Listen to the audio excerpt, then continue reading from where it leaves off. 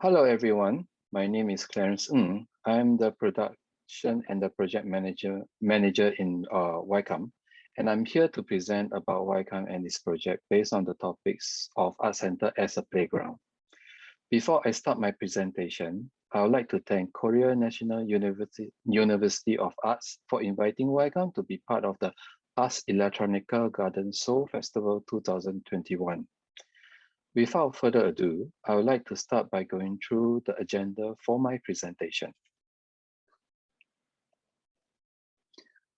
Here's the agenda for today. First, I would like to introduce about YCOM. Next, I will introduce the lab, which I think is the crucial part of YCOM. Lastly, I will touch on the playground concept of YCOM approaches and how YCOM engage in local community and show two examples of it. So this is YCOM. YCOM opens on 1st November 2003. The Yamaguchi Center of Arts and Media, commonly known as YCOM, is an art center located in Yamaguchi City. Through the Arts in Residence program, YCOM aims at the creation of new artworks that break new grounds in the field of arts and media. The center's environment and facilities can be utilized to the maximum extent, with artists staying and creating in the actual exhibition spaces. They strive to advance media technology to enhance the creativity of arts towards a changing society and culture, and to research the social and cultural role of the art center in the context of this dynamic.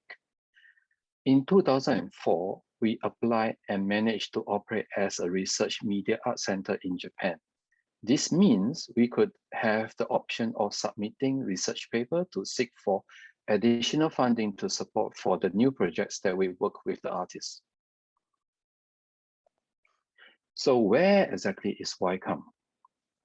And if you're looking at the map that I presented to you guys now, it is located western side of the Japan, somewhere between Fukuoka and Hiroshima. And it is located in a city where a total area is about 1,023 kilometers square. And we are having an aging population of no more than 200,000 people. And here in Yamaguchi City is actually a quiet and a peaceful countryside. Let's pop inside the center. Within the center, we have venues that are designed to host various forms of activities.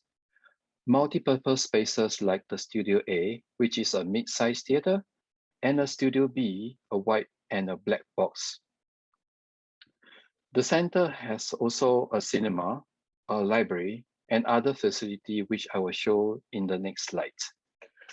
Operating around a central axis defined by the pursuit of a new artistic expression incorporating media technology, the center has been hosting a variety of events, including exhibitions, performance, movie screenings, workshop for children, and artist residency, etc. since its opening.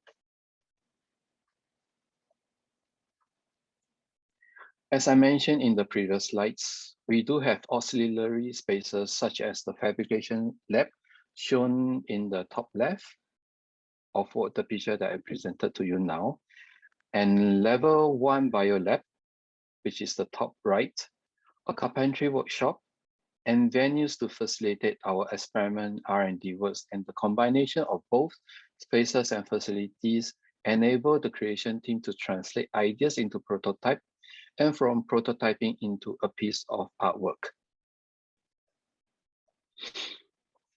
Next, I'd like to talk about the YCOM Interlab. Here in YCOM, we have this unique department called the YCOM Interlab. We have a very young team with an average age of 35 years old.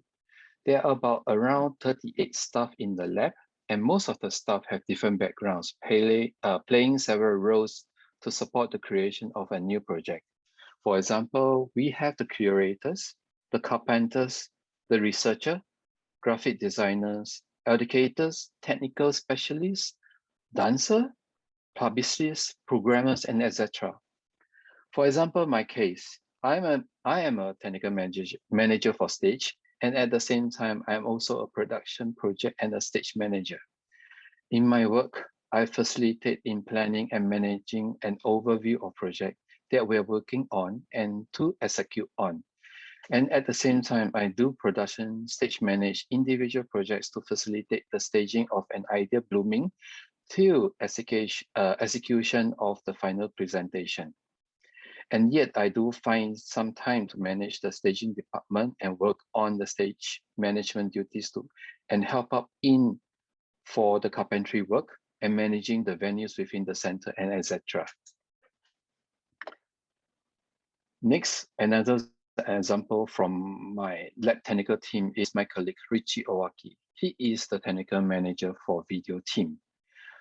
He often technical direct most of the new project in YCOM where he give advices and direction as a media tech. He is also a dancer who also well trained and be well versed in a good product design, and often produces interesting ideas via prototyping and experimenting. One side interest that he has, he also very interested in the human body as well. So for example, how a dancer move, how a normal performer move, and how this muscle affected some part of the body and which part of the muscle affect how we move, all that kind of details. He is very interested in that. Thus, serve another kind of a specialist knowledge to support the artist in realizing performing arts or dance performances. Next example, who is also my colleague. Her name is Fumie Takahara. She is the technical manager for lighting. She is the main member of the YCOM Bio team who facilitate the researchers, and experimentation and manage the project and the workshop that Bio team creates. In her free time, she does research on Japanese traditions such as the folklore, temples, and shrines, and she holds great deal of respect to the nature and often researches on the forest and the types of trees around in Japan. So after introduce some of the example of the YCOM, the diversity of the YCOM member, next I'd like to talk about our motto. Here in YCOM, we aim to be a venue for broad and cross-disciplinary learning through artworks and education programs. The world is changing at a dizzying pace as new and innovative technology, including media technology, continue to be evolved. We work together with the citizens and experts to explore the stage of technology and how humans should interact with it, taking a wide range of approaches and presenting the possibility. The common goal of all our projects is to help people who participate in and view our project to perceive things with a higher resolution from more perspective and to think logically and to acquire various ways of thinking and knowledge through their experiences. That has been our concept, creating together and learning together. Next, I would like to talk about YCOM approaches. What are the YCOM approaches? Here are the 3 YCOM approaches that we apply to our new projects. First, creating and getting the word out. Creating an original work and showcase around the world. Second is research and development, R&D, serving as an experimental spaces and connecting arts and community. Third is open source plus cross-cutting, taking the risk and sharing the result and using the knowledge. So with the resources like the venue and facilities like I presented earlier on, and the members from the lab align with our motto to focus the project agenda based on the YCOM approaches. We believe that this is the environment that YCOM as an art center could offer in engaging the local community, the creatives, and the YCOM staff. And hopefully with such environment provided, we are able to sustain a platform where ideas and thoughts could be shared and discussed through the process of creating and learning. Ultimately, what Arts Center could offer is not only providing a platform to inspire, stimulate, and reflect, but also as a platform to share and discuss the diversity of thoughts and learn from one another as well. With the environment that still as a stimulating support, we aim to engage various communities and audience through YCAM activities that we plan and program, which bring me to the next topic, our YCAM activities. Here in YCAM, the activities are being broken down into 3 categories. We have the education side, arts expression side, which consists of the arts and the performing arts side, and the community.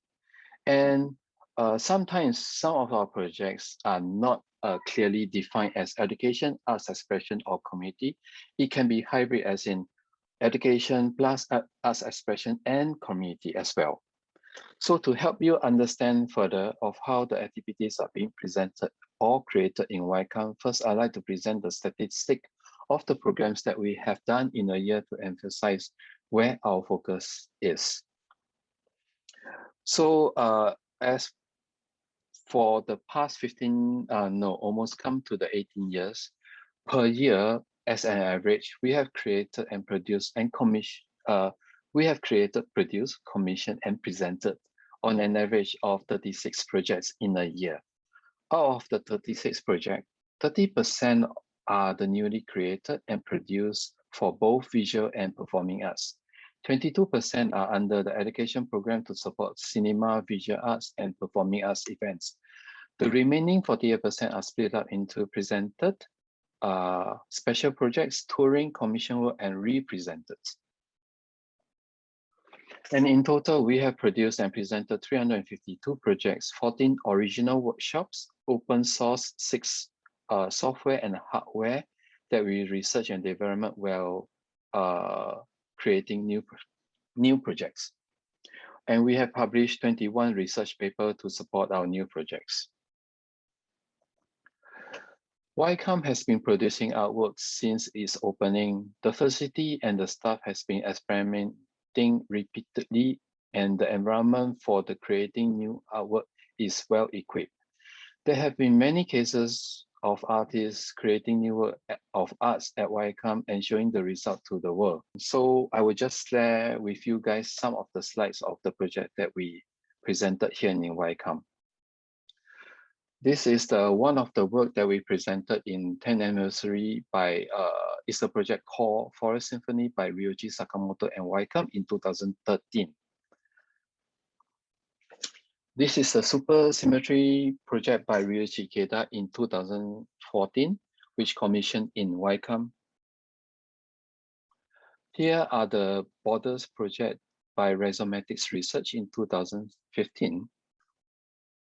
And from 2013 to 2017, we have this Promise Park project by Moon Kyung Wong. This, what you're looking at, it is the 2013 project. No, 2017 project, sorry. Then here is another version of it in the second gallery that we presented for Moon Kyung Wong, the Promise Park project. And lastly, we have the Israel and Israel by Israel Galvan in 2019. This is the performing arts pieces, flamenco with AI, that we newly developed with their technical team, with his technical team. So Arts Center as a playground. Since this is the topic for this session, I often think that experimenting and exploring new ideas on site of creating new work is like a playground sessions. So by keeping this concept in mind, let's bring out the slides of creating together and learning together. So as I previously presented to you, creating together and learning together, here in YCAM, most of projects that we produce are infused the mindset of creating together and learning together. At the earlier stage, we work along with the invited artist and the engineer to research and develop an ideas, design, and the framework. And from these thoughts, we learn to improvise and realize and presented the results to the public with the sole purpose in mind to engage the public and involve them into the conversation and making them the stakeholder in the activities and sharing their thoughts and improvise from there. So this part of it, we think is like a playground because we provide the venue, we have the team that play along with them, how should I say, brainstorming the ideas, experimenting the ideas, try and error, of looking solution together. So in the next slide, we shall visualize the production phases to help you to understand better. So this is a general production phases that we go through for a new created project. Normally, a team of us will brainstorm the concept and the theme of the project and discuss about the objective and the focus what the project will be. Then we will then select the artists that we research thoroughly and who we find suits best for the project that we want to produce.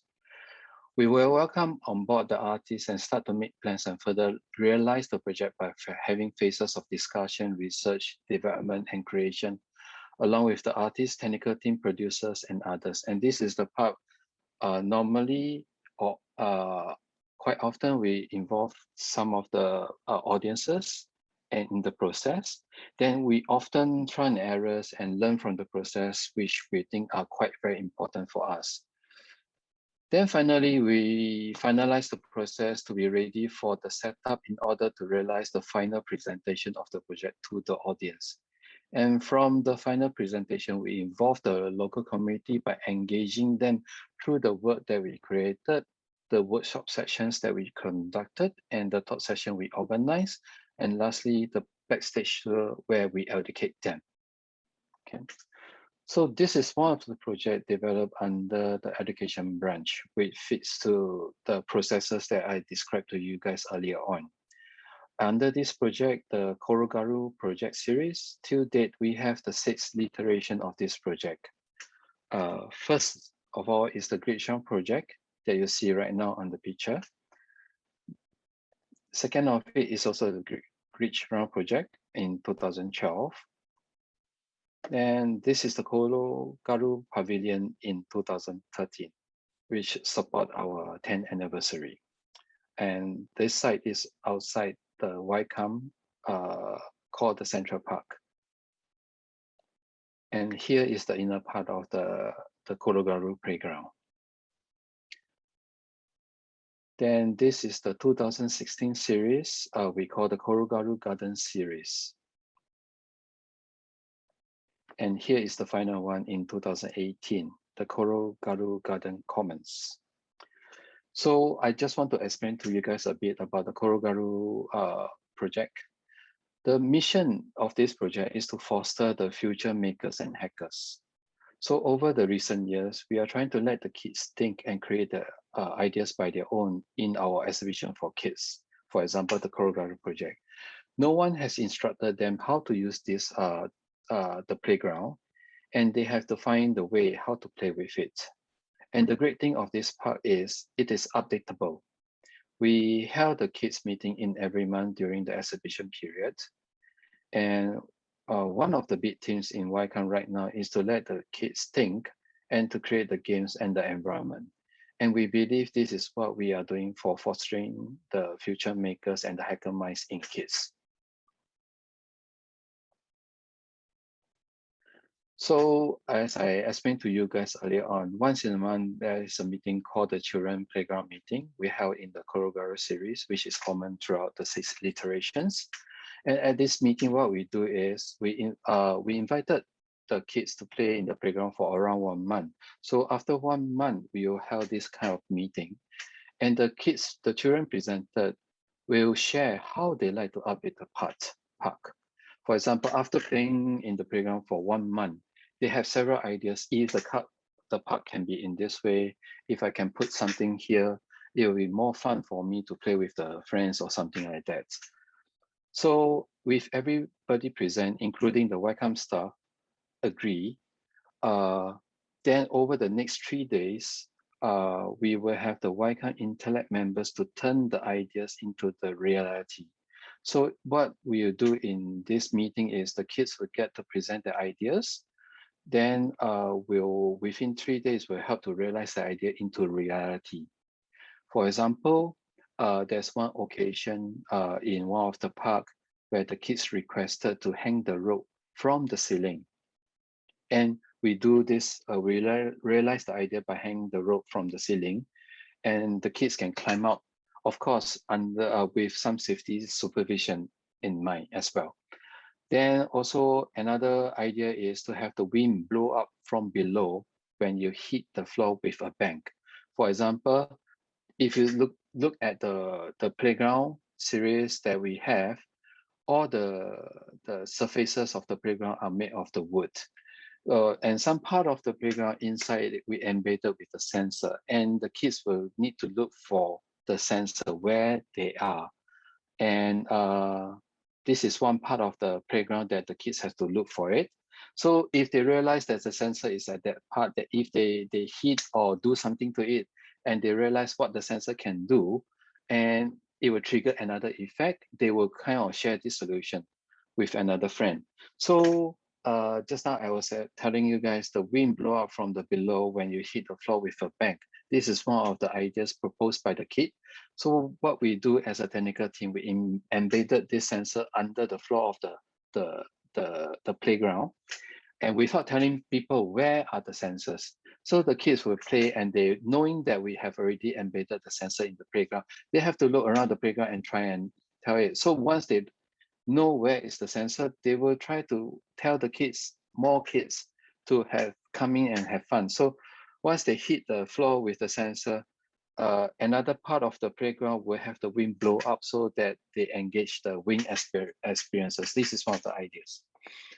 So the kids get to present their ideas, and if the people in the meeting find that the idea is fun and it's also possible to implement within the next day, we will realize the whole idea during the presentation. We will vote this idea to be the winner.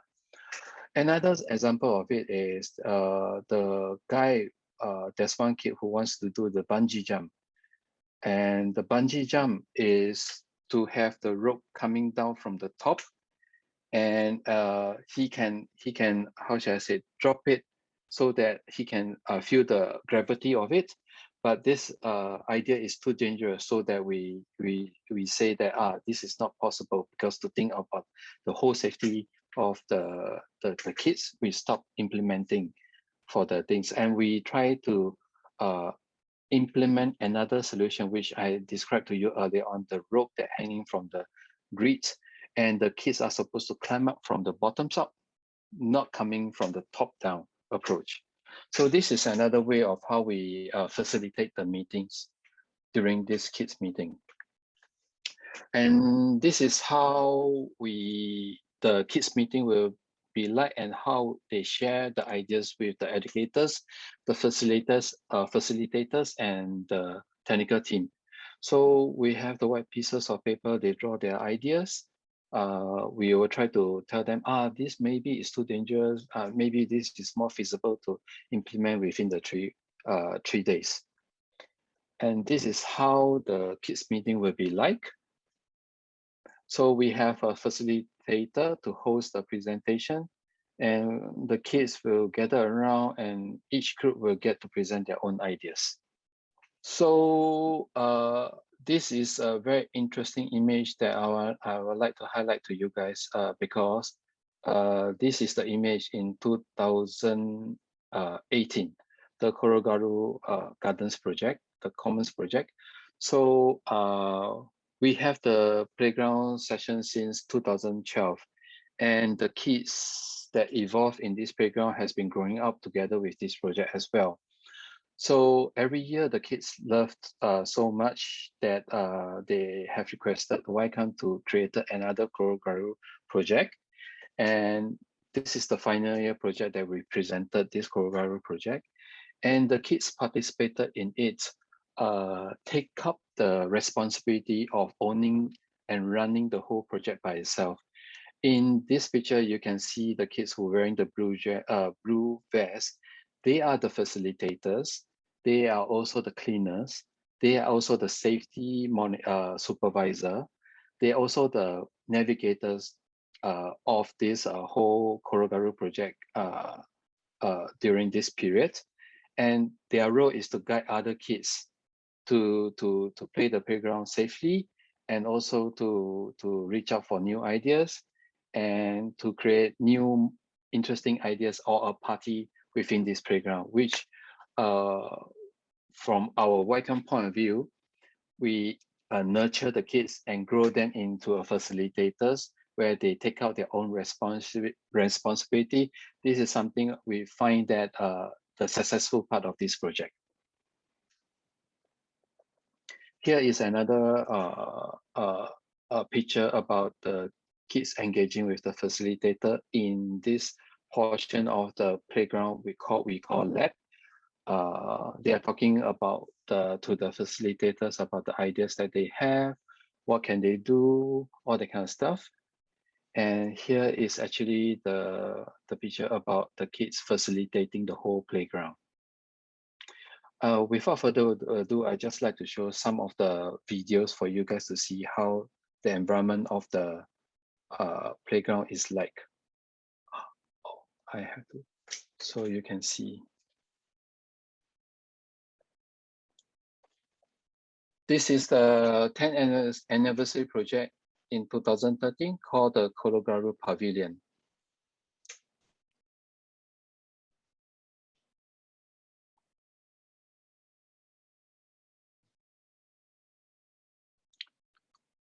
This is outside YCOM in the Sapporo, the Korogaru series in Sapporo. This is the Korogaru garden series for little kids in Isetan, Shinjuku, Tokyo, 2015. This is the Korogaru garden in 16, sorry.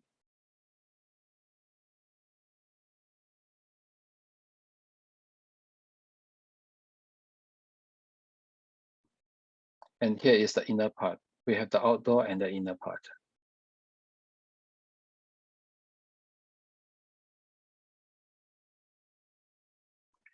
So if you'd like to find out more information about Korogaru project, you can look into our website, or you can head over to this Instagram for more picture milestones of this project. Okay, next I'd like to talk something about something similar to this project called Sports Hackathon. This is a camp-style workshop aims to create a new sport.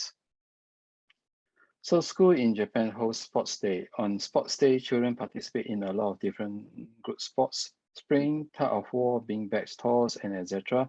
In our project, we use this format and those traditional tools and some of the YCOM in-house tools that newly developed or inspired from the past project that we have done. With that, I'd like to show you a video. So for example, like this kind of devices we all created here in YCOM. And using these tools, we share with the citizens that participate in this event and use their ideas to develop several games, new games, and hack the games and see what kind of interesting ideas that they can form, what kind of new games they can form. For example, using all these tools to use to play tug of war, using the tools just now to play the laser game, all that kind of stuff. So with this concept, we have this whole thing and bring it to the school. So what we do is we created this sport hackathon for kids, and we create a workshop, and we deliver this workshop to the school. So without further ado, I just show you another video. This is one of the cases, the workshop sections that we bring to the school. How to hack the media, what is the rule of sports? The participants could think of these things through the workshop. I would say that the workshop contains the element of performing acts and also creating the communities. it's easy to happen the project to become the cross-cut project in YCOM. So now you're looking at all this video, the kids get to play with the tools that we created for the session through using the media that we produce and created, and play with the traditional sports. For example, skipping rope with the bar that we created for them.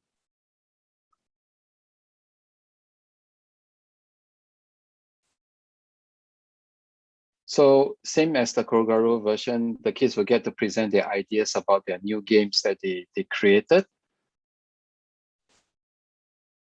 So for example, this is the one they hip hop and go to the human Tetris game that we created.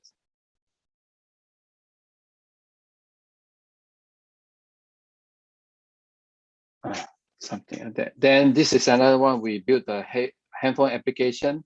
So they have to rotate the board. And this is another one, we created the handphone mobile location. They have to build the tile for, and they have to shake the ball. So I think you guys get a good picture of how the whole game is being played. So these are the few examples that we have created to with the communities, people engaging their ideas and realize their idea and presenting new funds of ways to share with them. So I would like to come back again, creating together and learning together. This is the concept of YCOM. We think that YCOM is the platform for updating the culture through creating the artwork and sharing the result and connecting the arts and community. By formulating this platform and create the access for the community, specialists, engineers, scientists, artists, we provide the Art Center as a playground for the people to engage, experiment, develop new ideas, and in hope to inspire others to follow the same suit. So creating together, learning together, this is the concept of YCOM. And we think the YCOM is the platform for updating culture. So through creating the artwork, sharing the result, and connecting arts and community. So if you'd like to find out more about YCOM, you can visit this link so that you can understand what we are doing. With that, I end my presentation. Thank you again.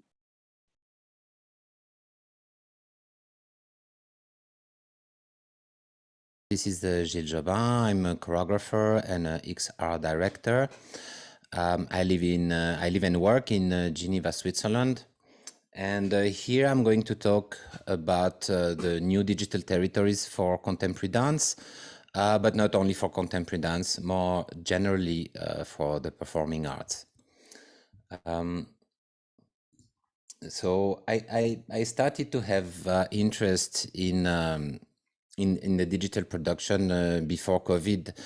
It's starting around 2012 when I have the first interest to make a 3D movie, which took me about 4 or 5 years to completion.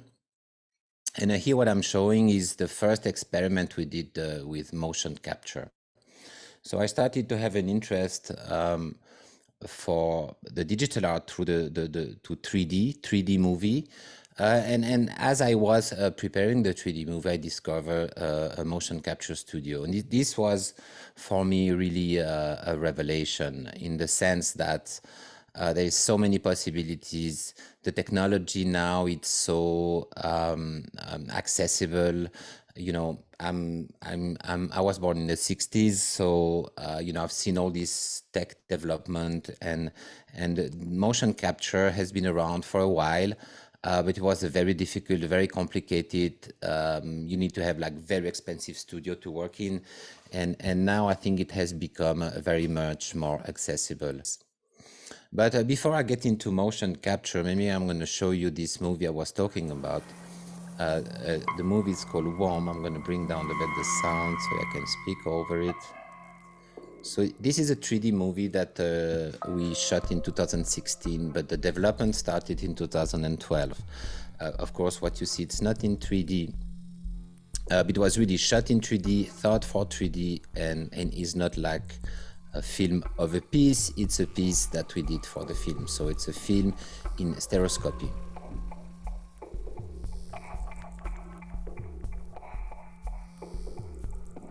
So this was shot in 2016, and it's been showing around the world since then. We only show it in 3D, so we don't have, there's no 2D version of this movie. So what we did for this movie, we did a lot of preparation, and I think in general, when you move to new technology, you need to really study the subject, really search to know what the tech is, what is feasible, what is not feasible. In this case, as we work in stereoscopy, we really wanted to understand the question of the frame, because in 3D, like there is no frame. It's like looking through a window. So what you see is on the other side of the window. So there is no frame really. So we decided to film the frame, and that's how we came up with this idea of a kind of a forced perspective and a small theater. We also looked at, what is the position of the spectator? What will the spectator see? So really the spectator will see a body floating in front of them if you keep it inside the frame. So these are, again, some of the tryouts that we did. So you can see what we were looking for in the tryout, and this is the final image. Same here. Here also some tryout about what we call the living room scene, and then what eventually it became. So already we were playing with scales and different type of sizes of, I have those small dancers, and you will see them again in the following piece, which is called VRI. So before we did VRI, we did a tryout. That's the little duo where I showed at the beginning. That was really the first step in motion capture. It was used as a film projected before one of my pieces. But VRI was a more ambitious project because it was to make a piece in VR, immersive VR. So people will be equipped with backpack, with markers on their hands, on their feet, and they will see each other as avatars. So there was 5 people together, 5 spectators inside this space. As you can see, we had about 16 infrared cameras. And these cameras would track the spectators. So the spectators can move freely in this about 6 meter by 5 meter space, 5 people together. So that's quite big. And the kid could see themselves as avatars. So maybe the best now is to show you an excerpt of the piece. Again, I'm going to bring down a bit the sound so I can speak over. So that's the beginning. So that's what people discover. So here you can see the equipment. Comme faire un film pour des gens qui n'ont jamais vu d'image en mouvement. So how we can see how the audience is being equipped. So this is a piece which we call location-based. Reprennent les informations des caméras infrarouges. Et c'est ces marqueurs qui vous permettent d'être situés dans l'espace. Nous, les chorégraphes, on est des spécialistes du volume, de l'espace entre les corps, et c'est ce qu'on utilise comme tension dramatique. Ça va ou c'est pas trop serré? Oui. Tu vas bien? Évidemment, la réalité virtuelle, on est carrément immergé à l'intérieur de ce volume. Salut. So here you can see that these are the real people. You can see their avatars, how they are reacting and pointing at dancers. And these dancers are really big. They're like 35 meters high. So that was quite impressive to be, active. And here you can see some of the audience. So how people behave inside the piece and how they use their body to experiment with the body. That was one of the surprise that we had, like how much people will be moving with their real body. We also thought the piece as inclusive, so we had an avatar in a wheelchair, so that was very nice for wheelchair people, but also for other people in the audience, so everyone could participate.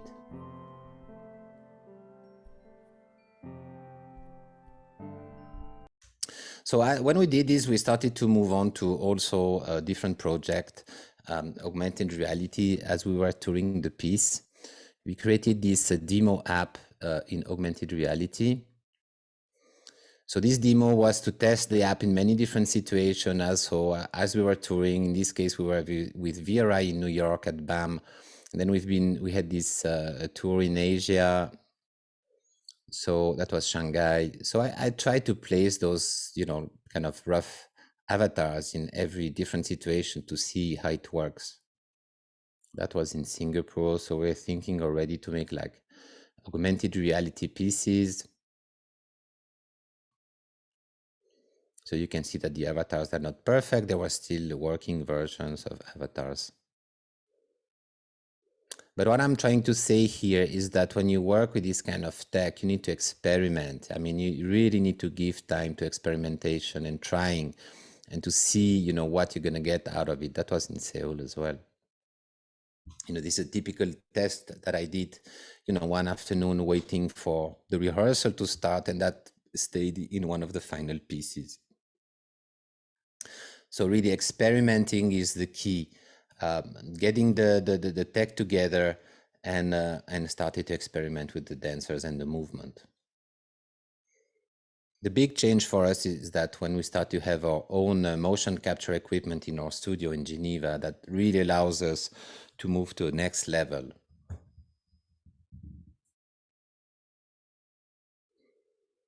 So you see outdoor in the Swiss mountain, in the Alps. So there's many places that we try this to place our dancers. And that's in Seoul.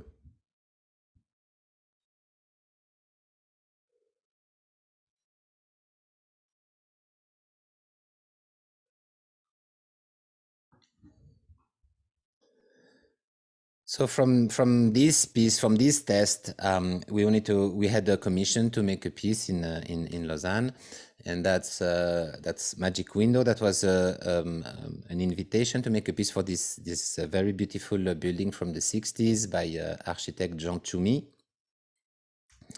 So the idea was to make a piece that has no impact on the site, but that could stay forever. So we thought maybe augmented reality is a good idea. So again, we started to do some research and some tests and some tryouts.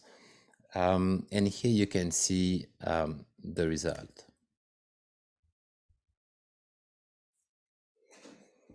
So the idea was to create a piece in augmented reality, but that was connected to the venue. So the dances that you see, they are fixed in space.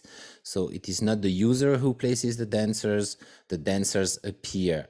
So they have to scan, they have to go with their phone over a marker, and the marker will trigger an animation. So here some people are trying out the app.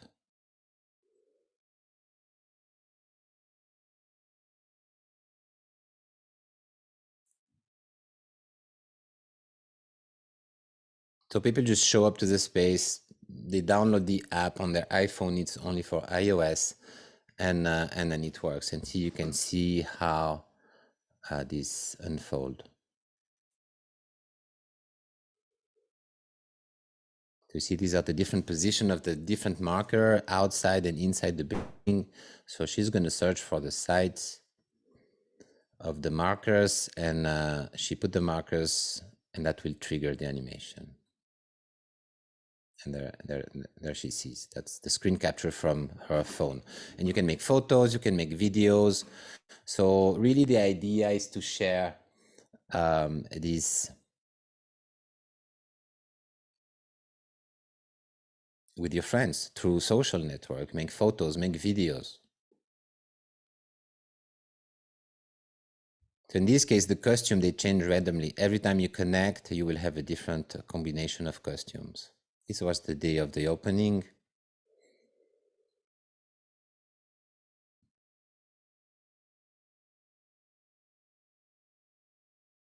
So the piece is still on. So if you happen to go to Lausanne, you can go to the building and you will find the marker. They are permanent on the floor, tiles,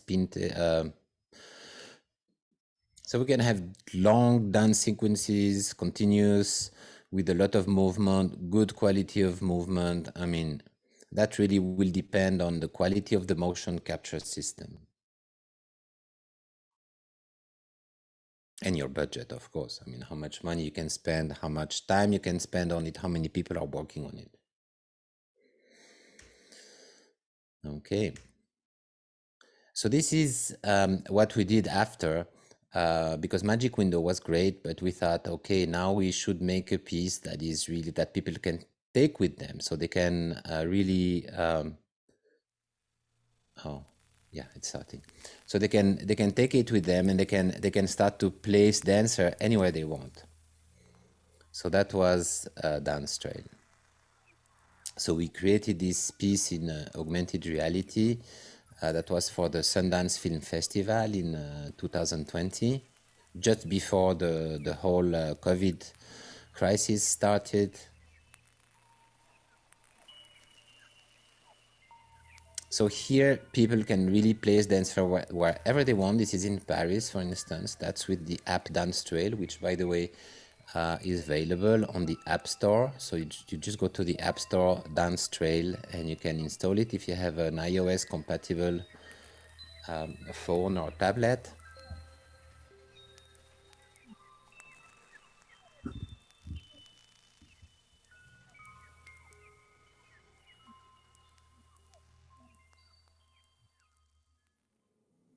This was also in Paris in a museum, and by chance, I mean, it seems that their costumes are totally fitting the exhibit.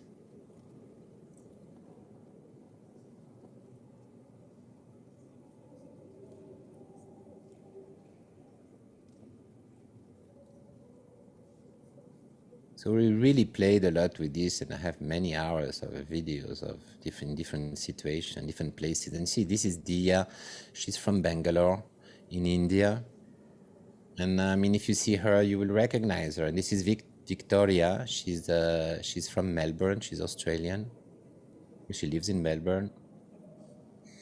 So these pieces were also a way to continue working with dancers that we like, that live far away from us, that is unfeasible to work with them, to tour and every day, because they live in a different city, very far away. So we thought, okay, so that's also a way to collaborate with them. So they would come to the studio in Geneva, we do the motion capture, and then they go back home, and then we continue to present them inside our work. So again, you know, we started to do like more experiment with motion capture.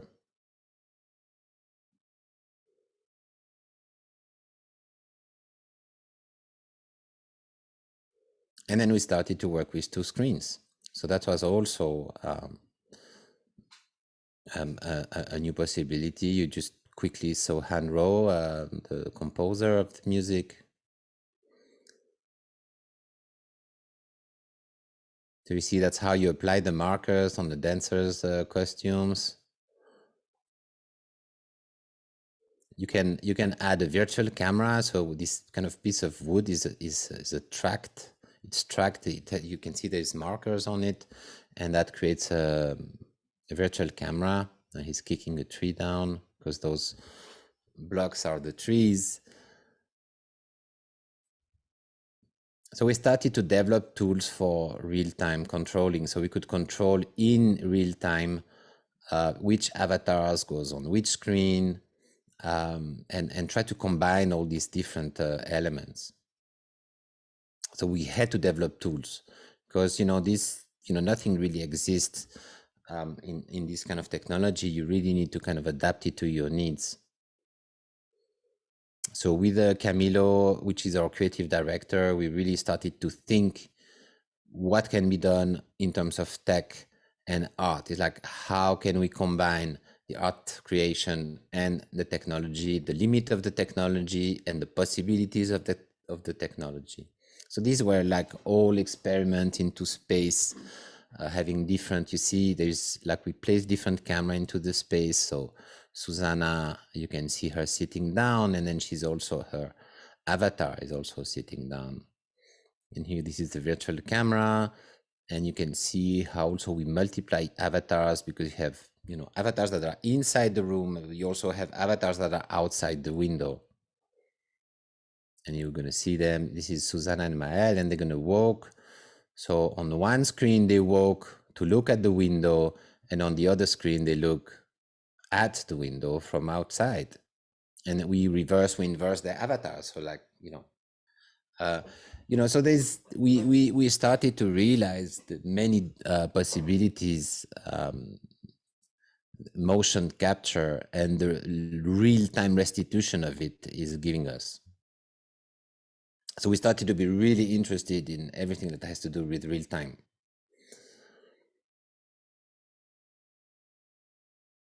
I'm talking just about the COVID crisis, right? So we are here, like maybe a couple of weeks before lockdown, still hoping that we can go through the end of the piece, which was for end of April.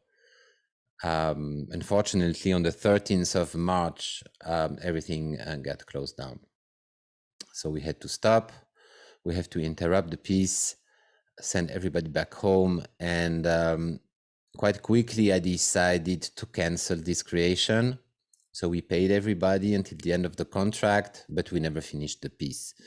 We believed that at the time that the situation was too uncertain, that it was going to last, and we wouldn't find new dates to perform anyway. So we just thought, maybe let's move on. We have all these digital tools that we've developed. Let's go full digital.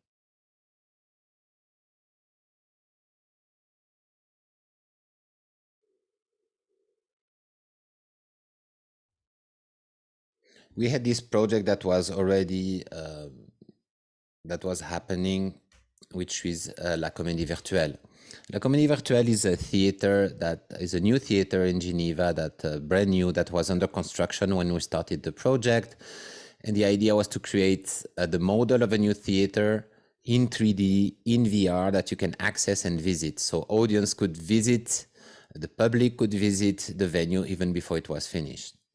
And it was also the idea of creating a real-time stage for digital art, the development of a digital program, and research in virtual and the performing arts. I mean, basically, is think about the new technology, but from the point of view of the performing arts, because the performing arts have all these question of real time. So we are somehow, I think, in the performing art, the specialist of real time. That's what we do. Real time is what we do. 3D is what we do. We work in 3D space, we work in space, and we work in real time. So here I'm just showing a quick visit of the building. So we didn't want this building to be empty and lonely. So we put some animations inside. So they are in a loop. So it's like a visit. So you can go into the space and see it, and have an interesting moment. So you discover the architecture of the space, but you also things are happening. This is the big stage, for instance. So we put a set, we put some dancers. You can go backstage.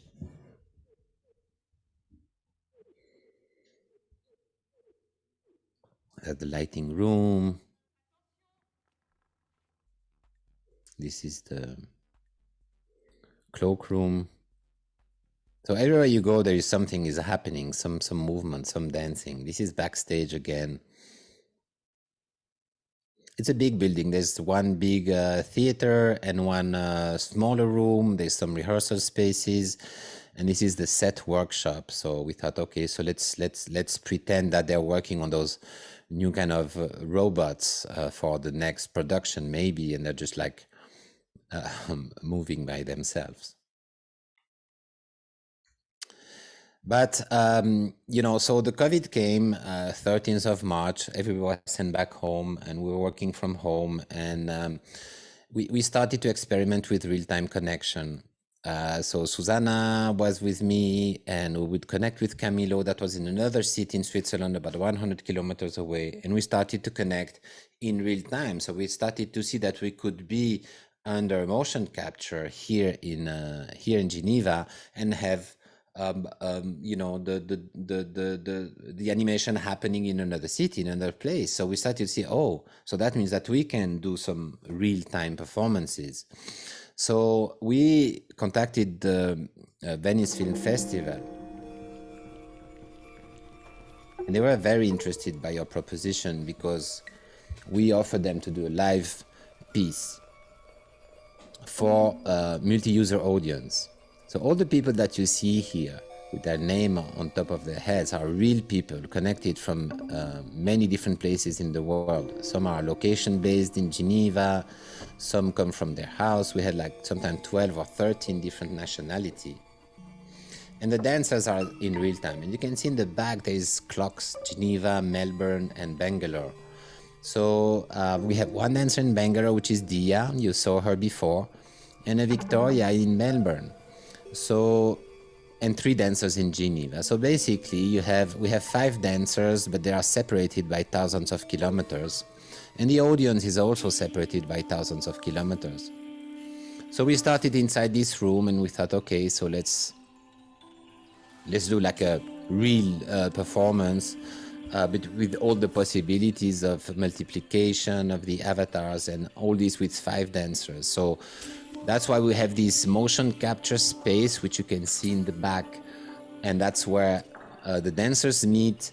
And on the other hand of the scene, that's the result of what they do. So you can really switch from one to another. You can see there's a video capture of them live, where they are in their studio. So you can see that they are live, and you can see all the making. So that's a very fun piece to be, because you can mix audiences. We had a performance, for instance, with people that were in Geneva and some people who were in Barcelona. So we had audience from Geneva and audience from Barcelona that would meet inside, you know, the space. So this is really kind of a new, you know, to have audience, connected audience, being able to talk to each other, meeting inside the space before the show. So we had this kind of social gathering of people waiting for the show to start. So we kind of inventing new languages. How do you welcome people in VR? You know, how do you tell them what to do? So, you know, there's a lot of new questions that are arising, I think. But now maybe I think what's interesting for you guys is to see, you know, the other side. You know, how do we make this this piece? So this is my studio in Geneva. You can see the 3 dancers. You can see Camilo and his MIDI controller. And here's the motion capture system. This is you see, you can see the 3 different spaces. And that's where they meet inside the space. And these are the 3 that are being motion captured on our side. So basically what we did was we are able to invite any motion capture system into a 3D space. So that means we can use like, you know, different type, like accelerometer suits. We can use, you know, system like Kinect, which are point cloud, or maybe, who knows, we never tried yet, but with, you know, with phones now you can do motion capture. So many different systems of motion capture can be brought together. So that opens, you know, a lot of possibilities. You know, we start to collaborate with dancers that are, you know, just all over the world. Like for instance, I met this dancer, her name is Zelia, and she's from Hong Kong, and I met her because I saw that she had one of those suits. I contacted her, and we actually invited her for a rehearsal. So, you know, she joined us for one of the rehearsal of this piece. You know, just as I would do in my own studio in Geneva, if like there is a Korean dancer in town and say, oh, can I come and see what you're doing? I say, of course, come, and, you know, you're welcome and to spend some time with us. So now we can do it digitally with a dancer that is in Hong Kong. We even realized that she could substitute one of our dancer quite easily because she has the tech knowledge of how to use her suit. So if, you know, Dia for some reason is unavailable, Zelia could take her place from Hong Kong. So we switch one dancer that is in Bangalore to one dancer in Hong Kong, and we tried and it worked. So we do a lot of different projects which are called virtual crossings. which are digital encounters that we do, digital artists that work simultaneously. We're doing one at the moment with Melbourne and Auckland. Well, you just finished actually this weekend, but we're going to continue. We did one with Argentina also. So that's really what we are into now. So it's not only using the possibility of the digital to create work, but it's also the possibility of the digital to create connection and to keep connected, and to keep working with people you want to work with at a distance. And of course, with the pandemic, it's something that is so important. But I think it's going to last. I think it's going to continue. I think we're going to have projects happening in different part of the world, and we will use, I think, this technology, like maybe for part of the process, maybe not for the whole piece, maybe to prepare the piece, maybe for some working session, some preparation session, and then we can meet physically and work together physically.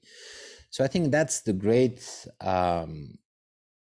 difference now, and I think the COVID situation kind of accelerated this,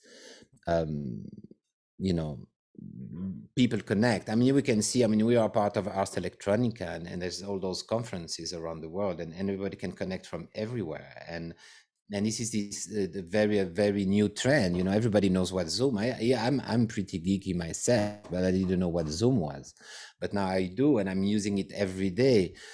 What we have found so interesting in this work is not the result as such, is also the process, how we connect like every day with friends, professional dancers that we work with at a distance, and digital artists, and how do we connect with them and work on a daily basis, like, put the earphones and hello, how are you? And, like have the chit chat like you would do normally, and then get the things going and the things working. So it's very exciting because we are really discovering, new ways of collaborating. It's so exciting in a way. It can be frustrating because for a company like us, that we would spend like half of the year traveling and touring and presenting our work across the world to different audiences.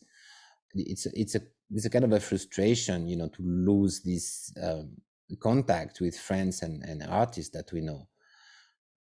But somehow, this tech kind of helped us to stay connected, and I was surprised how international our network is and how we kept connecting. This is one of the many examples of how we stay connected with different communities, how we make new friends, how we meet new artists and new projects. So for me, it's really opening up. The digital technology opened up a lot of new possibilities for me to keep on working, to do things that would be impossible in real life, like having 35 meters high dancers or very tiny ones, multiply dances, and also invent a new language. And I think that's so exciting because there's no reference. Everywhere you look is like, there's no literature, there's no YouTube video how to make a piece, a digital piece. So you need to invent everything. And so that's what we do. So we have this project called Virtual Crossings, and that's where we try to bring like collaborators from different places of the world and stimulate this idea of real-time performances from the point of view of the visual art. So that's how I'm going to end my lecture, and I hope you enjoyed it. And through the example, you can of course reach out to my website and the Vimeo channel and see most of my work. And I hope you enjoyed it, and thank you. And let's stay in contact digitally for now.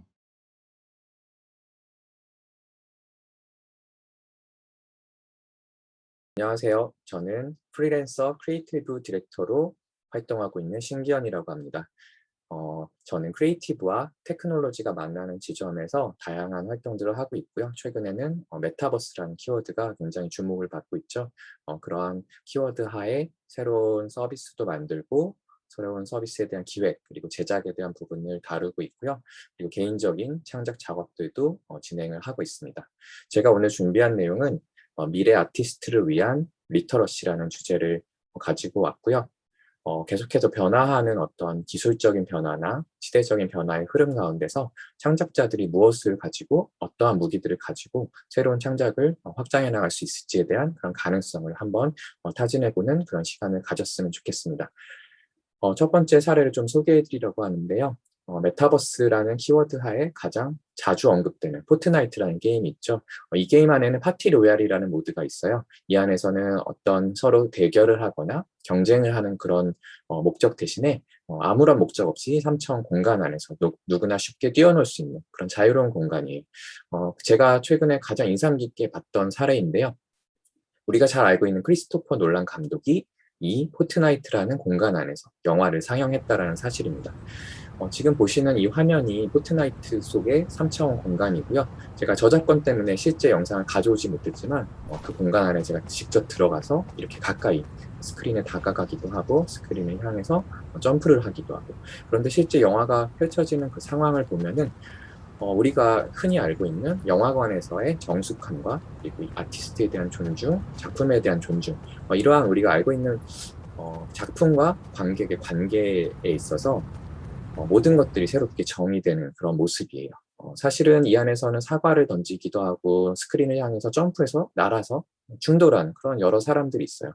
그들은 그냥 재미를 위한 이런 행동들을 하죠. 근데 제가 놀랍게도 크리스토퍼 놀란 감독이 이 안에서 자신의 영화를 상영했다라는 사실은 우리가 아티스트가 갖고 있는 아우라라는 부분에 있어서 많은 것들이 새롭게 해석되고 새롭게 정의돼야 되는 그런 상황이 아닌가라는 그런 생각을 해보게 됩니다. 페이스북 같은 거대 기업들은 AR이라고 하는 기술, 그리고 VR이라는 기술을 대중들에게 더 쉽고 재밌게 전달하기 위해서 여러 가지 저작 도구들을 제공하고 있는데요. 지금 보시는 것 같은 스파크 AR 스튜디오의 경우에는 누구나 자신이 원하는 방식의 필터를 만들어서 페이스북이나 인스타그램 같은 SNS 플랫폼에서 사용할 수 있도록 배포를 하고 있고요. 네, 이러한 저작 도구를 통해서 간편하게 누구나 전문성 없는 사람들도 쉽게 진입을 할 수 있도록 되어 있고요. 실제로도 여러 아티스트들이 이러한 필터, 지금 보시는 이 아티스트의 경우에는 굉장히 자신만의 고유한 필터를 가지고 이쪽 분야에서도 굉장히 큰 영향력을 가지고 있고, 나아가선 디지털 패션이라는 분야에서 선두주자로 나서고 있는 그런 모습이고요. 지금 보시는 이네스 알파 같은 경우에는 버추얼 메이크업이라는 이런 3D 오브젝트가 사람과 어떤 패션 아이템과 연결돼서 경험되어지는 가상 공간을 만들어내고 있는데요. 무엇보다도 이러한 아티스트들이 우리가 알고 있는 명품 브랜드나 명품 어떤 패션 매체, 패션 컨퍼런스 같은 권위 있는 자리에서 굉장히 높은 협상력을 가지게 됐다라는 측면에서 이러한 현상들을 좀 저는 재미있게 주목을 하고 있습니다. 스냅챗과 같은 회사들도 AR 필터에 대한 재밌는 도구들을 계속해서 선보이고 있고요. 지금 보시는 거는 렌즈 스튜디오라는 도구를 이용해서 우리가 현실 공간에서 만나게 되는 여러 랜드마크들을 굉장히 재미있는 공간으로 변화시키고 어떤 시차를 가지고 여러 사람들이 서로 소통할 수 있도록 연결해주는 그런 경험을 제공하고 있죠.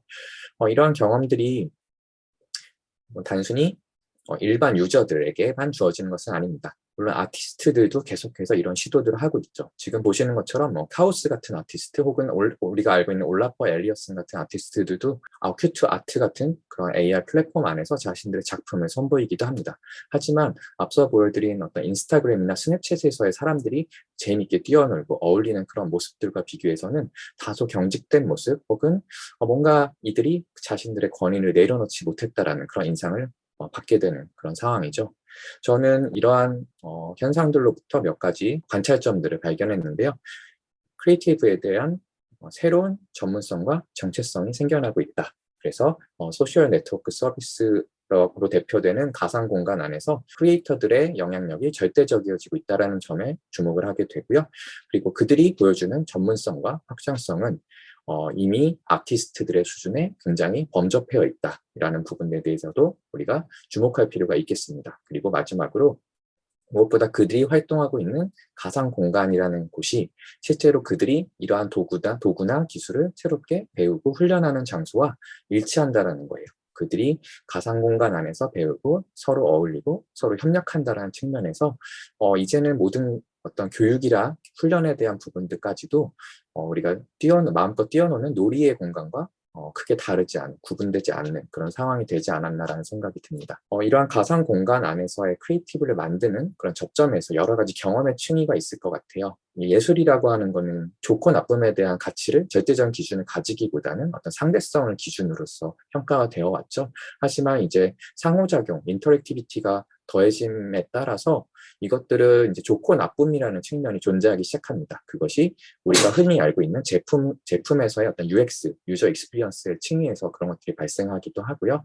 조금 더 나아가서는 물론 어색할 수 있지만 커스터머라는 개념도 이 안에서는 충분히 존재할 수 있게 되었고요. 최근에는 여러 브랜드들과의 협업이나 소통도 활발해지고 있죠. 그런 측면에서 브랜드 익스피리언스라는 부분에 대해서도 짚고 넘어갈 수 있겠습니다. 그리고 나아가서는 누군가는 아트 익스피리언스, AX라는 표현을 사용하기도 하죠.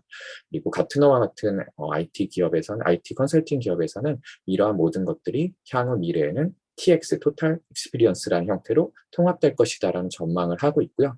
저는 여기서 마지막으로 앞서 자미 씨 언급했던 메타버스라는 키워드로 이 모든 것들이 가상 공간 안으로 통합될 것이다 라는 흐름에 대해서 여러분들께 좀 이야기를 드리고 싶었어요. 데이비드 크리만이라고 하는 메타버스 쪽 분야에서의 권위 있는 전문가인데요. 이런 얘기를 했어요. 모든 것이 모든 것과 경쟁을 한다. 그래서 우리가 과거에 돌아봤을 때 과거에는 TV 채널 몇 개를 가지고 많은 것들이 그 안에서 경쟁을 해왔다라고 하면 지금은 유튜브나 넷플릭스 같은 더 많은 플랫폼들이 등장하기 시작했고요. 실제적으로 가상 공간 안에서 뭔가를 만들고 경험하는 것들이 굉장히 자연스러워졌어요. 우리가 이미 아바타나 스킨, 이모티콘 같은 것들을 사용하는 데 있어서 굉장히 일상적인 상황들이 되어졌죠. 무엇보다도 주목할 부분은 우리가 이제 앞으로 다가올 메타버스라는 공간 안에서는 많은 것들이 새롭게 창작될 수 있는 그런 기회, 잠재된 기회가 열렸다라는 점에서 우리가 이런 변화에 대해서 주목할 필요가 있다라는 부분을 저는 조금 인용을 하고 싶었습니다. 메타버스로의 변화 가운데 미래 아티스트가 가지게 될 질문들, 제가 몇 가지로 좀 정리를 해봤는데요. 첫 번째로는 메타버스 안에서의 예술 경험은 어떻게 변화할 것인가. 단순하게는 예술과 경험이라는 것이 메타버스라는 하나의 키워드 안에서 만날 수 있다라는 지점을 언급을 하고 싶었고요. 두 번째로는 우리 이러한 예술 경험을 위한 기술과 창작 도구에는 어떤 것들이 있을까? 어떤 형태일까? 기술과 창작 도구, 앞서도 몇 가지를 소개해드렸었는데 이러한 것들이 메타버스를 만들어가는 데 있어서 크리에이터라는 어떤 정체성을 탄생하게 했고요. 그리고 실제적으로 누구나 이런 것들을 이용할 수 있는 접근성을 제공하기도 했죠. 어떤 공간, 어떤 캠퍼스가 이러한 창작을 담아낼 수 있을까? 이러한 창작이 이루어졌을 때 누군가는 이것들을 경험하게 될 것이고 누군가는 이 안에다가 자신의 어떤 생각이나 경험들을 전달하고자 하는 경험들을 담아내고자 할 텐데요. 이러한 캔버스 공간을 어떻게 만들 것인가에 대한 이야기고요. 네 번째로는 그렇다면은 아티스트의 아우라라는 게 존재한다면 그것들이 어떠한 지점에서 형성될 수 있을까에 대한 이야기입니다. 그래서 마지막 이러한 하나의 구조가 완성되었을 때 저는 오늘 제가 전달드리고자 하는 메시지가 총체적으로 여러분들께 전달될 수 있다라고 그런 생각을 가져봤습니다. 그 중에서 첫 번째 질문에 대해서 먼저 답을 좀 달아보려고 해요. 메타버스 안에서 예술 경험은 어떻게 변화할 것인가? 몰입과 연결, 실시간 경험으로의 방향성을 가지게 될 것이고요. 그리고 과거에는 어떤 기호를 통한 추상화를 가지고 뭔가를 전달하고자 했다면 이제는 모든 것들이 직접적으로 표현되는 시대가 되어가고 있어요. 앞서 보신 것 같은 3차원 공간들이 그런 대표적인 예가 될 수 있겠죠. 그리고 작품과 관람객이라는 전형적인 관계가 이제는 새롭게 변화하게 되고 새롭게 정의될 것이다 라는 부분이고요. 마지막으로는 개인화된 소유와 감상 경험 그런 것들이 무한하게 확장해 나갈 것이다 라는 지점을 언급드리고 싶습니다. 몇 가지 예를 좀 보여드리려고 해요. 올해 초에 사우스 바이 사우스 웨스트라고 하는 글로벌로 가장 크게 펼쳐지는 크리에이티비티에 대한 페스티벌이죠. 여기서는 VR 챗이라는 플랫폼을 통해서 이러한 지금 보시는 것 같은 가상 공간의 온라인 XR 플랫폼을 제공을 했습니다. 이 안에 여러 사람들이 직접 접속을 해서 서로 소통을 하고 교류를 할 수 있도록 되어 있었는데요. 이 공간 자체가 주는 예술성, 저는 제가 이런 공간을 직접 만드는 사람이기도 하고 새로운 공간이 오픈했다라고 하면 열심히 가서 경험을 해보는 입장인데 지금까지 봤던 모든 공간들과 비교해서 이 공간이 하나의 어떤 조각 같은 느낌? 도시 같은, 가상의 도시 같은 느낌을 전달해 줬었고요. 그래서 이 안에서 저는 새로운 사람들을 만나고 그들과 소통하는 그런 경험을 통해서 이게 단순히 가상현실, 이거는 VR 헤드셋을 쓰고 이 공간 안에 들어가서 사람들을 만나서 지금 보시는 것처럼 이렇게 손을 흔들고 어떤 제스처를 취했을 때 상대방이 그것에 대해서 실시간으로 상호작용을 해준다는 부분이 굉장히 짜릿한 어떤 새로운 경험으로 다가옵니다. 지금 저의 아바타의 모습이지만 누구나 자신이 원하는 아바타의 모습으로서 이 공간 안에서 자신을 표현할 수가 있겠죠. 지금 보시는 이제 MOR이라고 부르는데 뮤지엄 오브 아더 리얼리티라고 하는 플랫폼에서는 최근에 굉장히 많은 예술 행사들이 벌어지고 있습니다. 지금 보시는 것처럼 VR 헤드셋을 쓰고 VR 공간 안에 들어갔을 때 이 공간 자체가 주는 전시장으로서의 느낌도 있지만 그 안에 놓여있는 하나하나의 오브젝트가 또 다른 작품으로서의 공간이 되고요.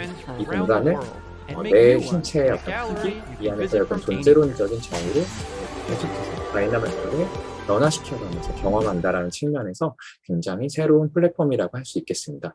실제로 이 공간 안에서 여러 씬들을 넘어가는 여러 가지 인터페이스들이 존재할 텐데요. 지금 보시는 것처럼 마치 가상 공간 안에 존재하는 또 하나의 포탈처럼 이렇게 공간들을 넘나든 경험들을 할 수도 있죠. 그래서 이 안에서는 앞으로도 더 많은 예술적인 경험들이 담길 것이고요. 이미 예술가들은 이 안에서 자신들의 작품을 선보이기 시작을 했습니다. 더 많은 플랫폼들이 있어요. 그래서 지금 보시는 것 같은 Occupy 화이트 월이라고 하는 이 플랫폼에서는 누구나 자신만의 갤러리를 이렇게 직접 설계할 수 있고 만들어서 그 안에 예술 작품들을 전시를 할 수 있습니다. 여기서 재미있는 지점은 자신의 어떤 예술 작품을 이 플랫폼의 라이브러리에 등록을 해놓게 되면은 사람들이 그것들을 자신이 큐레이션을 하는 방식을 통해서 이 공간 안에서 노출을 할 수가 있어요. 그래서 앞으로는 어떤 디지털 세계에서의 가상 세계에서의 예술 작품에 대한 노출, 큐레이션이란 개념 자체가 완전히 새롭게 정의될 수 있겠다라는 생각이 들고요. 지금 보시는 테라버추어 같은 경우에는 최근에 많이 주목받고 있는 NFT라고 하는 키워드가 있죠. 이 NFT 기술을 통해 만들어진 디지털 아트를 이 공간 안에서 체험하고 거래할 수 있는 이런 기본적인 기능들을 제공을 하고 있습니다. 지금 보시는 작품은 굉장히 특이해요. 잠깐 감상을 하시자면 이거는 유니버셜 에브리싱이라고 하는 미디어 아티스트 그룹에서 현재도 유튜브를 통해서 실시간 생중계를 하고 있는 작품이에요. 제목 자체가 인피니티고요. 지금 보시는 이 객체 하나하나가 계속해서 새롭게 생성되는 제너레이티브한 속성을 가지고 있고요. 지금 보시는 것처럼 왼쪽 아래 보시는 것처럼 일련 번호가 계속해서 업데이트되는 걸 보실 수 있고요. 지금 여러분들이 보셨던 28만 8,000번째 오브젝트와 캐릭터와 나중에 또 접속하시면 이 숫자 자체가 더 앞으로 나아가 있겠죠. 그래서 가상세계와 현실세계 그리고 제너레이티브 한다라는 속성 자체가 굉장한 가상성을 가지죠. 이러한 여러 가지 문법들을 아티스트가 자유롭게 가지고 노는 그러한 모습으로 굉장히 큰 자극을 주는 작품이 아닐까라는 생각이 듭니다. 두 번째 질문으로 넘어가 볼게요. 이러한 예술 경험을 위한 기술과 창작 도구는 어떤 형태일까? 여러 가지가 있을 텐데요. 저는 오늘 몇 가지 조금 시야를 좁혀서 몇 가지에 초점을 두고 이야기해 보려고 하는데요. 제가 많이 느끼고 있는 것은 현재 아티스트들이 다룰 수 있는 툴들, 주로 활용하고 있는 툴들이 이미 거대 IT 기업들의 손에 많은 부분 넘어가 있다. 그리고 아티스트들은 사실 그거에 깊이 종속돼서 사실 앞으로 언제 벗어날 수 있을까라는 그러한 의문이 들기도 합니다. 물론 오픈소스나 여러 가지 대안적인 활동들이 있긴 하지만 막상 창작자의 입장에서는 이러한 유용함으로부터 벗어나기가 어려운 것이 사실이에요. 그리고 이러한 것에 조금 나아가서 표준화나 호환성, 개방성과 같은 여러 가지 속성 측면에서도 이런 IT 기업을 거쳐서 IT 산업 전반에 있는 흐름들과 일맥상통하게 연결된 지점들이 계속해서 발생을 하고 있죠. 어느 순간은 정책의 측면에서 개발사가 이런 플랫폼을 내놓고 아티스트들이 그 안에서 창작을 했을 때 그 결과물이 우리가 알지 못하는 사이에 그들에게 종속되고 소유권 자체가 넘어가는 경우들도 있어요. 이런 것들을 꼼꼼하게 살피지 않는다라고 하면은 우리가 이런 편의와 나의 어떤 창작자로서 가지고 있는 정체성을 서로 맞바꾸는 그런 상황이 될 수도 있는 거죠. 물론 제가 이렇게 무거운 얘기를 했지만 실제 사용하는 입장에서는 굉장히 재미있는 것들이 많이 있고요. 많은 자유도를 우리에게 주어지는 것이 사실입니다. 지금 보시는 것 같은 틸트 브러쉬, 구글에서 선보였던 이런 플랫폼들도 있고요. 3차원 공간에서 드로잉을 한다는 첫 번째 경험을 우리에게 선사했던 그런 서비스예요. 굉장히 새로웠고 최근에까지도 어떤 패션 분야나 어떤 회화, 조각 등의 분야에서 아티스트들이 자유롭게 활용을 하고 있는 도구이고요. 그거와 조금 반대로 그래비티 스케치 같은 경우에는 좀 더 나아가서 자동차 회사나 어떤 가전 회사 같은 디자인 회사에서 실제 실무의 제품 설계를 위한 도구로서 활용을 하는 그런 수준이 많죠. 지금 보시는 거는 어도비에서 선보인 미디엄이라고 하는 서비스인데요. 지금 한 아티스트가 이 안에서 스커트 모델링을 하고 있죠. 게임이나 영화에서 등장하는 어떤 캐릭터에 대한 디자인인데요. 우리가 현실에서는 이런 것들을 진흙 같은 어떤 고체의 어떤 미디엄을 가지고 해왔다라고 하면 이제는 가상세계 안에서 무한하게, 그리고 지금 보시는 영상 굉장히 짧게 잘라왔지만 실제로는 2시간 이내에 하나의 결과물이 나와요. 그래서 이러한 어떤 제작에 대한 흐름이 굉장히 빠르게 변화하고 있고요. 지금 보시는 아티스트는 고로 퓨지타라고 하는 아티스트인데요. 오큘러스가 만든 휠이라는 툴을 전문적으로 사용한 아티스트고요. 한때 이제 페이스북이 스페이스라는 소셜 VR 플랫폼, 지금은 호라이즌이라는 이름을 진화해 나가고 있는데요. 이 안에서 자신이 3차원 공간을 만든, 그리고 그것들을 애니메이션이나 인터랙션 요소들을 그 안에 삽입을 하고요. 소셜 VR 안에서 실제 그 공간 안에 함께 존재하면서 서로 대화를 나누는, 함께 감상하는 이러한 감상 경험을 제공을 하고 있죠.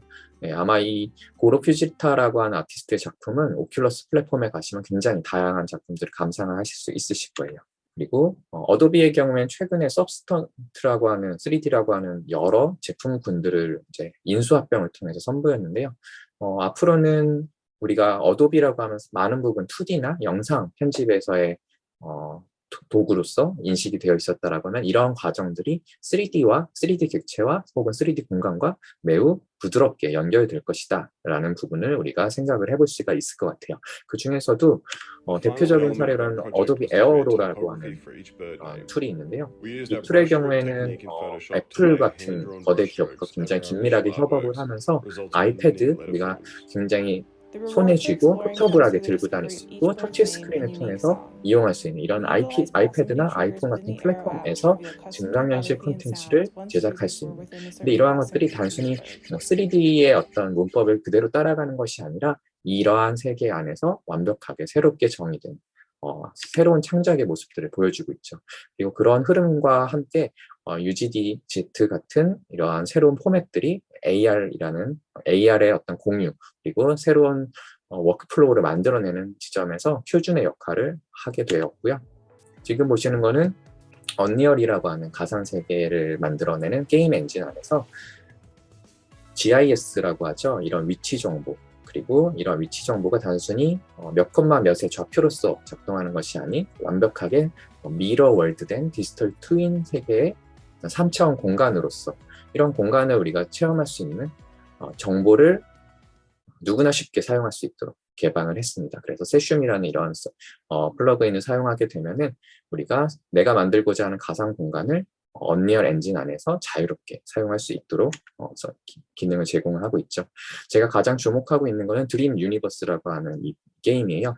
이거는 이제 제가 게임이라고 소개를 했지만 실제적으로는 이 안에서 수많은 창작을 할 수 있고요. 그리고 새로운 게임을 또 만들 수도 있습니다.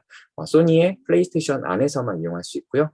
원한다면 VR을 통해서 이 안에서 창작을 할 수 있는데 재밌는 지점은 누군가는 이 안에서 영화를 만들고요. 누군가는 이 안에서 3D 어떤 모델, 3D 조각을 만들기도 하고 3차원의 어떤 공간 안에 그림을 그리기도 하고, 그리고 누군가는 음악을 만들고 게임을 만들기도 하는, 그래서 하나의 플랫폼 안에서 모든 장르의 창작이 가능하다. 그리고 그러한 창작을 바로 그 자리에서 이 플랫폼에 공유를 하게 되면은 이 플랫폼 방문한 누구나 그것들을 쉽게 이용할 수 있고 그 안에 감상을 남기면서 서로가 소통을 할 수 있는 이러한 소통의 경험을 제공하기도 합니다. 이런 것들이 이제 인드림스라고 하는 하나의 커뮤니티로 발전해 있고요. 그리고 연례 행사로서 드림스컨 같은 굉장히 큰 창작자들의 어떤 페스티벌이 이 안에서 벌어지기도 합니다. 세 번째 질문으로 넘어가 볼게요. 어떤 공간, 어떤 캠퍼스가 이러한 창작을 담아낼 수 있을까? 네, 지금 보여드린 것들이 제가 앞서는 사실 몇 가지 좀 좁혀서 몇 가지 카테고리만 소개해드렸는데 사실은 훨씬 더 많은 카테고리의 툴들이 발전을 하고 있죠. 근데 우리가 이런 것들이 이제 경험함에 있어서 앞서도 제가 메타버스라는 가상 공간으로 하나씩 모여들고 있다라고 말씀을 드렸었죠. 이러한 것들을 우리가 무한대의 현실 세계를 가상 세계로 옮겨오는 방향으로 발전하고 있다라고 생각을 해볼 수가 있겠고요. 그리고 맥락적 접근을 통해서 무한대의 세계로부터 내가 필요한 것들을 맥락적으로 찾아가고 발견하고 그것들과 관계를 맺을 수 있다라는 부분을 또 생각해 볼 수 있겠습니다. 그리고 이러한 것들이 이제 너무나도 방대해지고 복잡해짐에 따라서 우리가 사실 다 이해하고 뭔가를 실행하기에는 한계가 있죠. 근데 내가 그것들을 다 이해하지 못한다라고 하더라도 많은 부분들이 자동화돼서 이런 것들을 우리에게 편의성을 제공해주고 그 안에서 많은 잠재성을 제공해주게 되고요. 이제 아티스트들은 그 안에서 새로운 창작을 마음껏 하기만 하면 되는 그런 상황에 놓여 있게 됩니다. 대표적인 예로는 언리얼 엔진에서 선보인 메타휴먼이라는 이런 저작 도구를 볼 수 있겠는데요. 과거에는 사람을 모델링한다, 그리고 사실적인 느낌을 가상세계로 가져온다라고 할 때 사진을 여러 장 촬영해서 그것들로부터 3D 모델링을, 3D 객체를 만들어내는 포토그래메트리 같은 기법들도 있었고요. 최근에는 어떤 실시간적인 공연을 포함해서 볼루메트릭 캡처와 같은 그런 방법들도 많이 사용이 되고 있죠.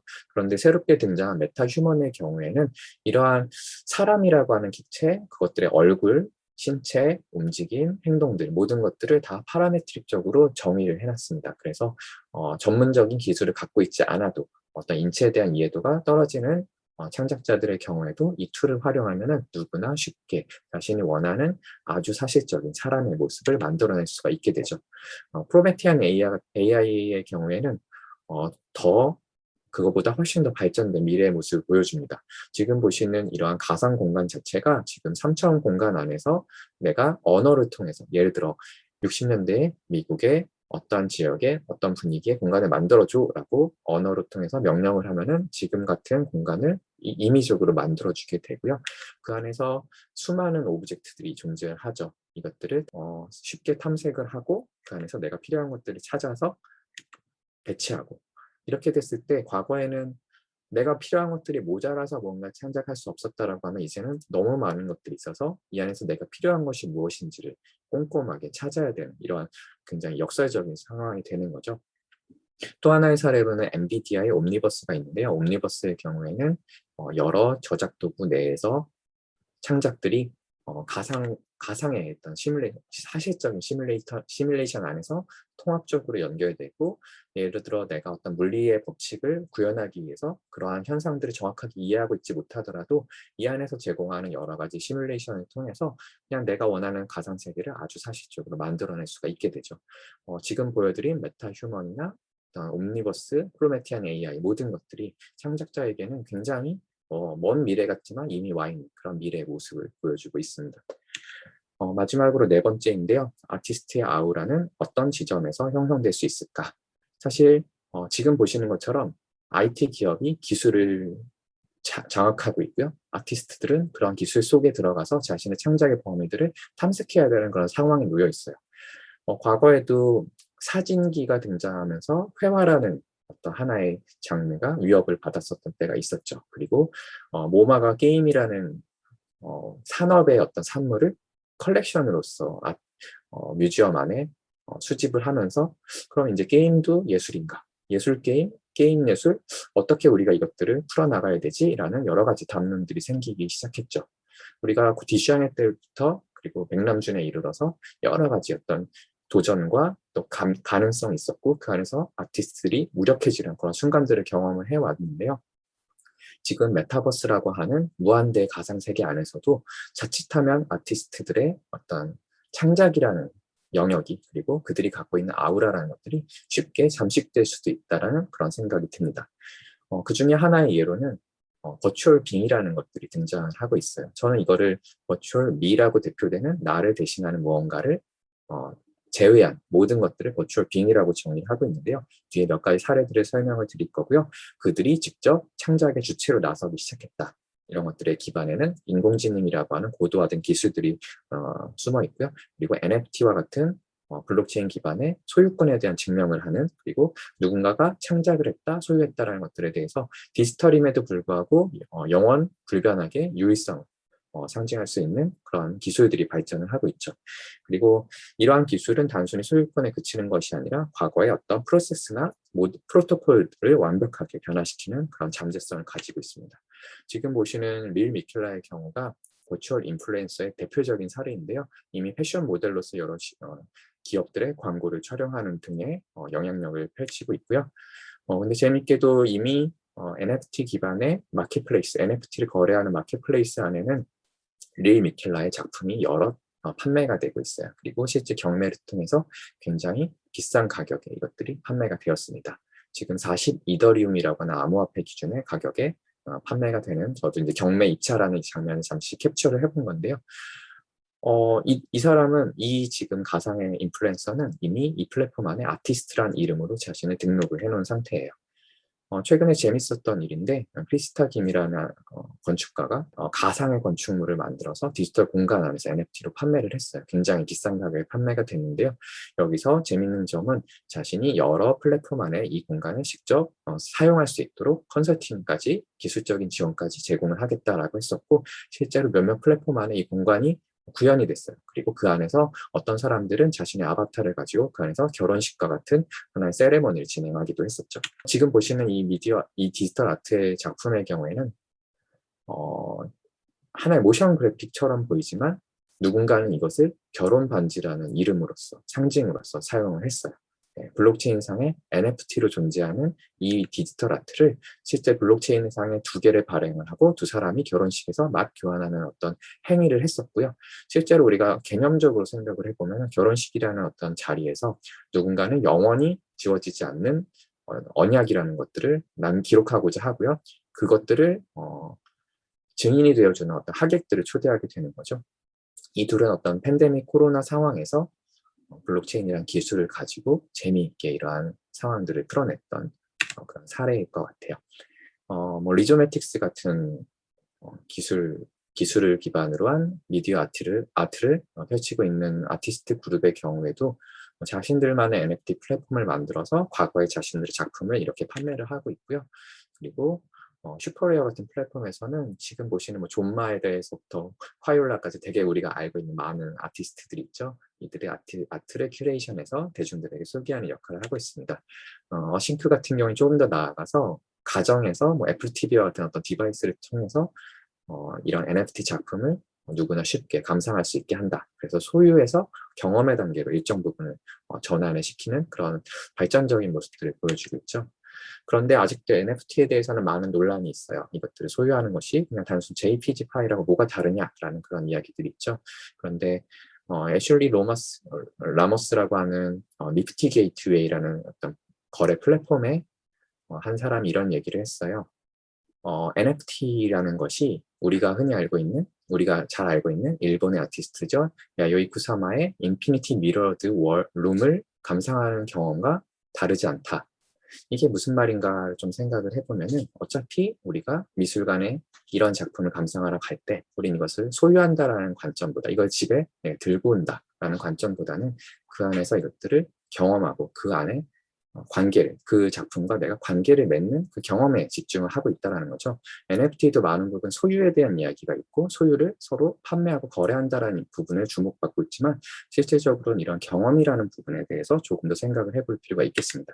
그래서 그 대표적인 예가 이제 소더비의 세계 최대의 예술품 경매 플랫폼이죠. 소더비는 최근에 디센트럴랜드라고 하는 가상의 메타버스 플랫폼 안에 자신들의 갤러리를 오픈했고요. 그 안에서 실제적으로 여러 유명 아티스트들의 작품을 경매를 진행을 하기도 했어요. 그래서 실제 공간에 들어가면 이렇게 작품을 감상할 수 있고요. 지금 보시는 이 작품이 NFT 쪽에서는 가장 많은 시가총액을 가지고 있는 크립토펑크라는 작품이에요. 가장 고가에 판매되는 작품의 경우에는 750만 달러. 이게 24 곱하기 24 픽셀의 굉장히 단순한 이미지인데도 불구하고 이러한 가격에 판매가 되고 있어요. 왜일까? 그 현상에 대해서는 아직도 많은 해석들이 있는데 지금 제가 뒤에 보여드리는 여러 가지 사례들을 통해서 여러분들께서 NFT라는 것이 단순히 소유에서 그치는 게 아니고 경험하고 관계를 맺는 것이구나 라는 것에 대해서 다시 한번 생각을 해보실 수가 있으실 것 같아요. 하나의 예로 미국의 마이애미 지역에서는 90개의 빌보드를 구매를 해서 이렇게 공공 전시 형태의 전시를 진행하기도 했었고요. 지금 보시는 아티팩트라고 하는 그룹에서는 메타자켓이라고 하는 가상의 드레스, 가상의 패션 아이템들을 이런 식으로 제작을 해서 계속해서 판매를 하고 있어요. 지금 보시는 이 작품의 경우에는 애초에 디자인이 결정돼 있지 않은 인공지능에 의해서 디자인이 계속해서 생성되는 그런 작품이라고 보시면 되겠고요. 그런데 제가 이 두 가지 사례를 연속적으로 보여드린 이유는 이들이 협력을 해서 지금 왼쪽에 보시는 크립토펑크 NFT에 있는 이미지의 속성들을 가지고 자동으로 가상의 스니커즈가 생성되도록 했다. 그리고 이런 NFT를 다시 그들에게 무료로 배포를 하기도 했다라는 지점이고요. 이렇게 해서 수많은 NFT가 무한대의 제너레이티브한 아트로서 그리고 누군가 신발을 만들기도 하지만 누군가는 이 얼굴에 대한 몸을 만들기도 하고 굉장히 재밌게 서로 소통하며 그것들의 가치를 확장해 나가고 있습니다. 여러 가지 이런 사례들을 좀 설명을 드렸는데요. 다시 돌아와서 제가 처음에 설명드린 4가지 질문에 대해서 다시 이렇게 답을 상기시켜 드리고 싶고요. 저는 결론적으로 오늘의 저의 이야기에 대한 마무리를 하고자 하는데 4가지 정도의 제안을 드리고자 합니다.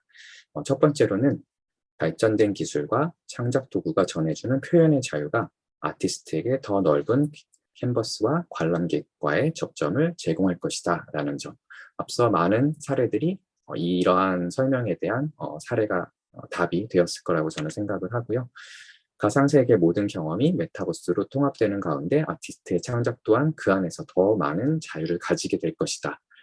이거는 우리가 얼마큼 열심히 영리하게 행동하느냐에 따라 달려있는 것 같아요. 어떻게 보면 누군가는 더 많은 자유를 가질 수도 있지만 그 안에 종속되는 반대 상황이 펼쳐질 수도 있겠죠. 그리고 크리에이터로 대표되는 대중과 아티스트의 경계 집단의 등장과 가상 공간에서 제공되는 창작에 대한 수평적인 학습과 훈련의 기회가 지금의 자리에 머물러 있는 아티스트에게는 위협이 될 수 있을 것이다. 사실 기존의 예술가라는 어떤 하나의 정체성을 만들어 나가는 데 있어서 여러 이해관계들이 존재했었죠. 그런 것들이 이제는 완전히 새롭게 정의가 되기 시작했고요. 그리고 앞서 말씀드린 크리에이터라는 집단이 두 경계가 굉장히 모호해지는 그런 상황에 있어요. 이런 상황에서 우리는 무엇을 준비하고 어떠한 것들을 감지하고 있어야 되는가에 대해서 생각을 해볼 수가 있겠죠. 마지막입니다. 메타버스에서의 아티스트의 아우라는 모든 것을 통해 형성되지만 동시에 모든 것과 소통하고 모든 것과 경쟁해야 하는 상황 속에서 기존의 정체성이 아닌 새로운 형태의 정체성으로 진화해 나갈 것이다 라고 저는 생각을 합니다. 극단적으로는 이제 아티스트라는 표현 자체가 무의미해질 수도 있겠다라는 그런 생각이 들어요. 실제적으로 아티스트라는 표현 자체를 더 많은 산업에서 더 많은 부류의 사람들이 이미 자신들을 지칭하는 데 사용을 하고 있죠.